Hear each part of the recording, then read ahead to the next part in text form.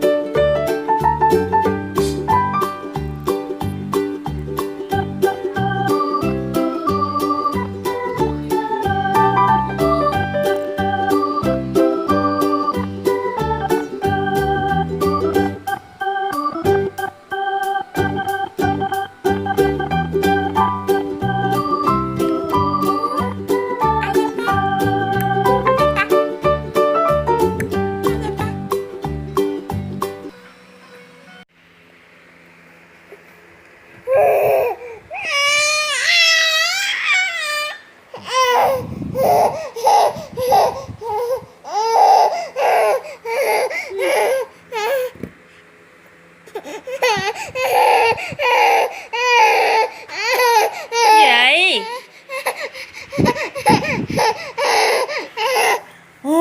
bú chưa? Nó bú chưa?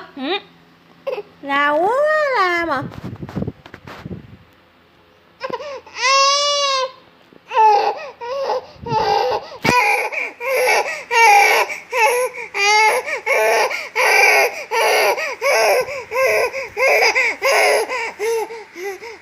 Sao hả?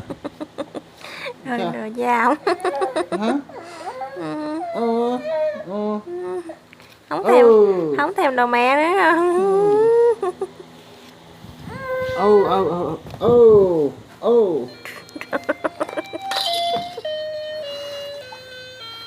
Con nghỉ chưa hả? Con nghỉ chưa đó mày nghe coi.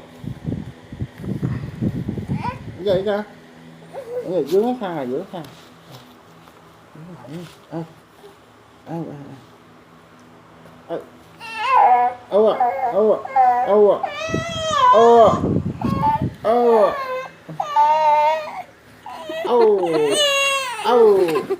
Cắn đầu chơi luôn à.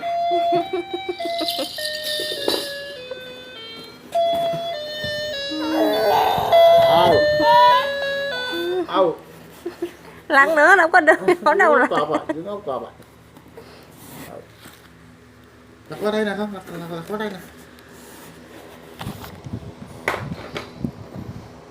Đặt qua đây nè. Đặt qua bên mẹ kìa.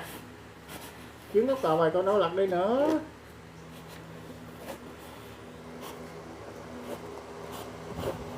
Đặt qua mẹ đi.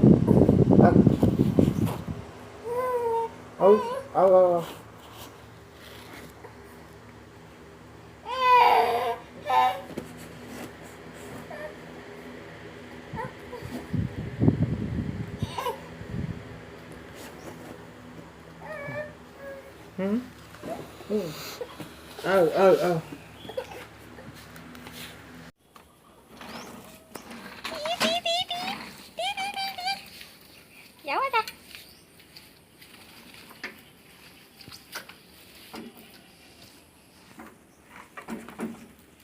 Hery ơi, Hery à, la mẹ nè, la mẹ.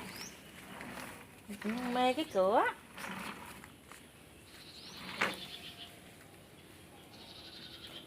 Mê cái cửa mà, phải không?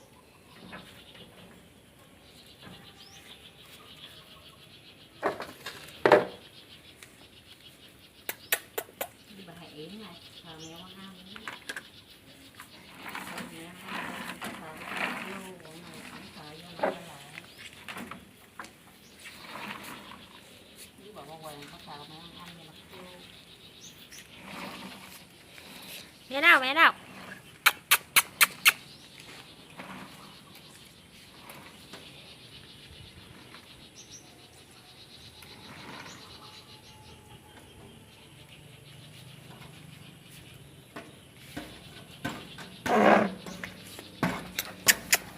Đây có mẹ ơi.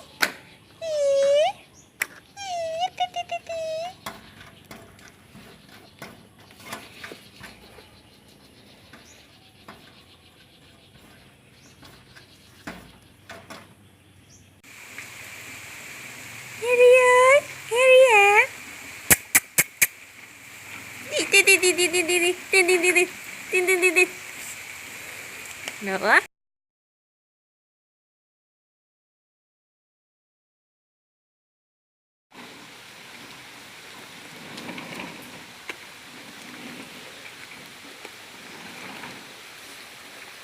Din.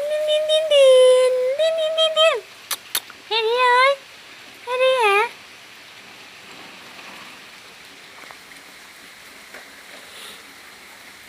Lấy uống đi. Lấy mà không chịu uống hả?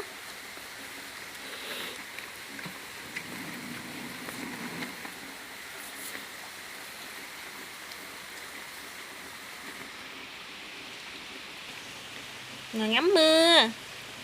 Con ngồi con ngắm mưa mà mẹ ơi.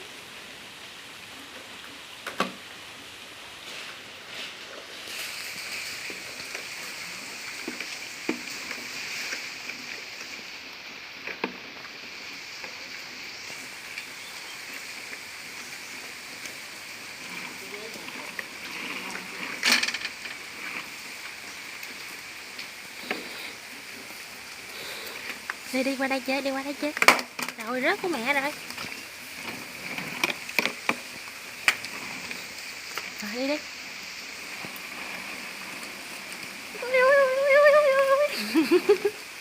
Tới dắt rồi.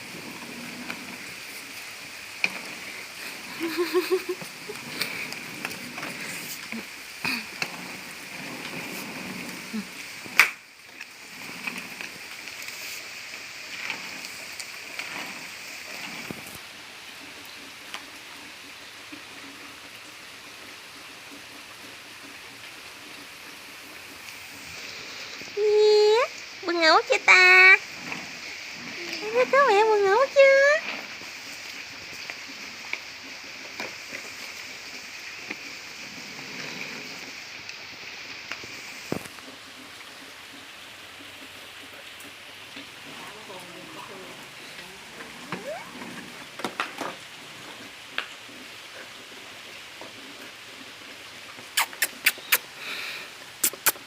Mẹ đâu?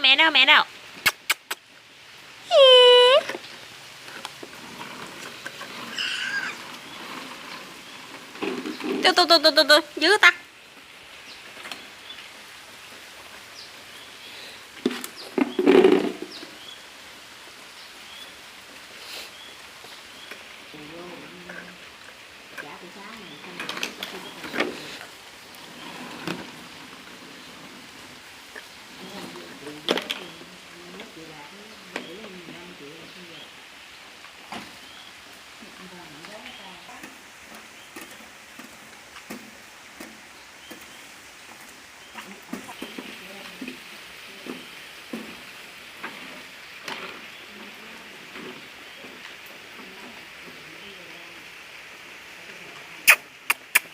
Mẹ đâu? Đừng dạo quá ta.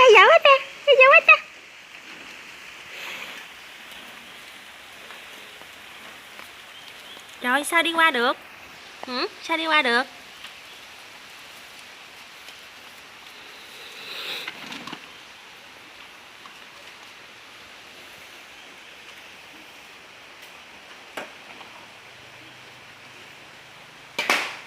Rồi, dục của mẹ rồi.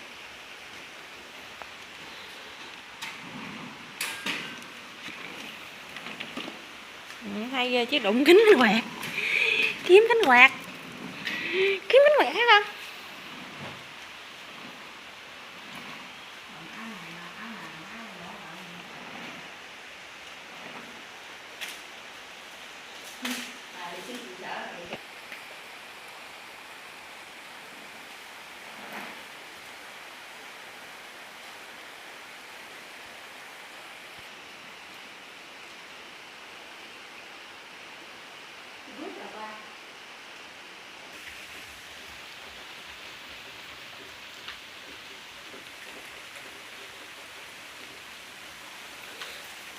Bừng ngủ rồi mẹ ơi. Con bừng ngủ rồi mẹ ơi. Thấy không?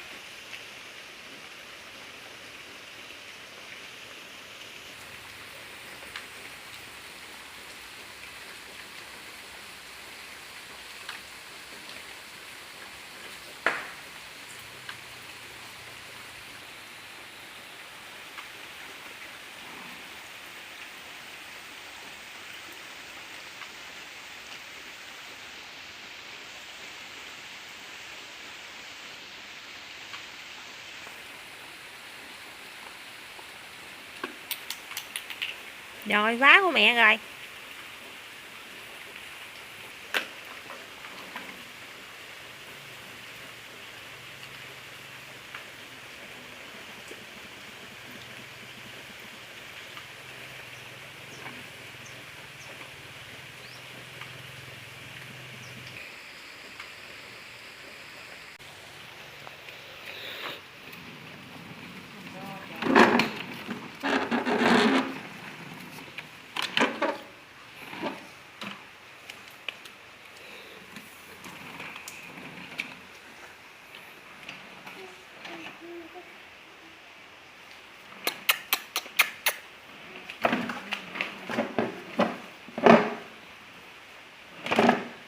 Kìa, kìa.